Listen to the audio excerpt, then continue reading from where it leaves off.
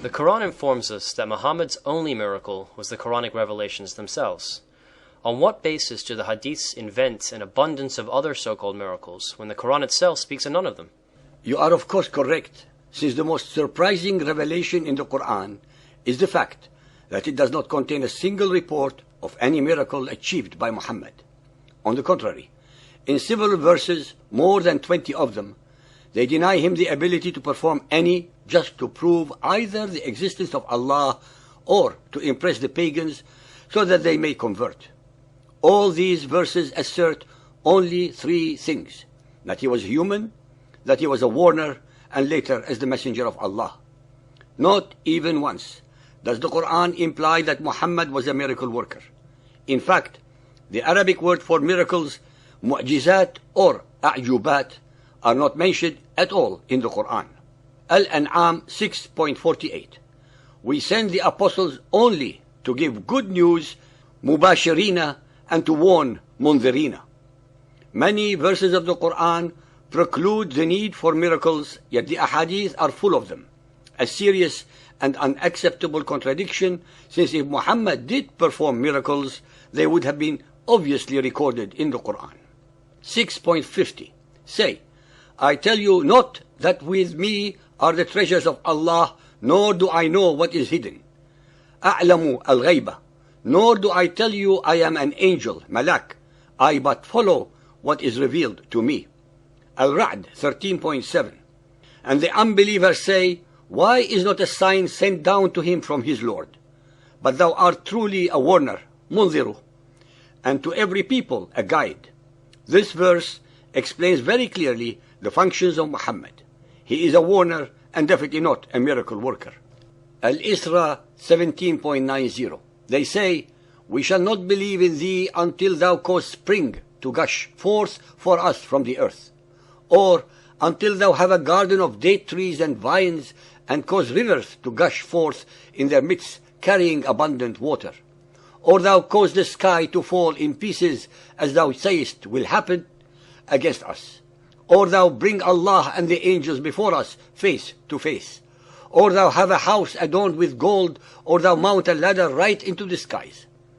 No, we shall not even believe in thy mounting until thou send down to us a book that we could read. Say, glory to my Lord. Am I aught but a man and an apostle? What kept men back from belief when guidance came to them was nothing but this. They said, has Allah sent a man like us to be his apostle, Rassooli? The demand by the Qurayshites for miraculous proofs is understandable both from the cultural and psychological points of view. They could not accept that a mere human being, a less than equal to their nobility, could claim such superiority as Muhammad did. They needed tangible and clear proofs that Allah was on his side as he claimed. Al-Kahf 18.110. Say, I am but a man like yourselves, but the inspiration has come to me, yuha ilayya, that your God is one God. Muhammad denies his need to demonstrate miracles because he only gets inspiration. Sahih al-Bukhari Hadith 1.454, narrated by Anas bin Malik. Two of the companions of the Prophet departed from him on a dark night and were led by two lights like lamp going in front of them from Allah as a miracle, lighting the way in front of them. And when they parted, each of them was accompanied by one of these lights till he reached their respective houses. Sahih al-Bukhari 5.208, narrated by Anas bin Malik. The people of Mecca asked Allah, Apostle, to show them a miracle. So he showed them the moon split in two halves, between which they saw the Hiram mountains. Sahih al-Bukhari Hadith 6.387, narrated by Ibn Mas'ud. During the life of Allah's Apostle, the moon was split into two parts. One part remained over the mountain, and the other part went beyond the mountain. On that, Allah's Apostle said, witness this miracle. Sahih al-Bukhari 6.388, narrated by Abdullah. The moon was cleft asunder while we were in the company of the Prophet, and it became two parts. The Prophet said, witness this miracle.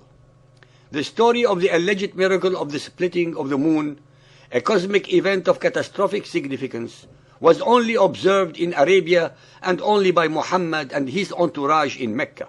None of the great civilizations of the time were able to observe this event, nor were they aware of it to report it. Presumably, the moon was eventually put together.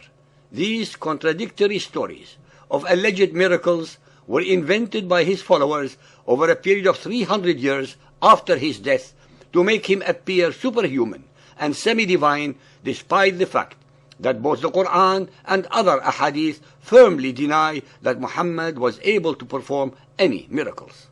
Sahih al-Bukhari 8.115, narrated by Anas bin Malik. A man came to the Prophet on a Friday while the Prophet was delivering a sermon at Medina and said, "There is a lack of rain, so please invoke your Lord to bless us with the rain." The Prophet looked at the sky where no cloud could be detected. Then he invoked Allah for rain. Clouds started gathering together, and it rained till the Medina valleys started flowing with water. It continued raining till the next Friday. Then the man, or some other man, stood up while the Prophet was delivering the Friday sermon and said, "We are drowned. Please invoke your Lord to withhold the rain from us." The Prophet smiled and said twice or thrice, "O Allah, please let it rain round about us and not upon us." The clouds started dispersing over Medina to the right and to the left, and it rained round about Medina and not upon Medina. Allah showed them, the people, the miracle of His Prophet and his response to his invocation. Sahih al-Bukhari 9.379 and 6.504, narrated by Abu Huraira. The Prophet said, "There was no prophet among the prophets, but was given miracles, because of which people had security or had belief. But what I was given was the divine inspiration which Allah revealed to me. So I hope that my followers will be more numerous than those of any other prophet on the day of resurrection." This admission by Muhammad shows clearly that he was not party to any miracles, which is contrary to all the lies that were concocted about him by his followers after his death.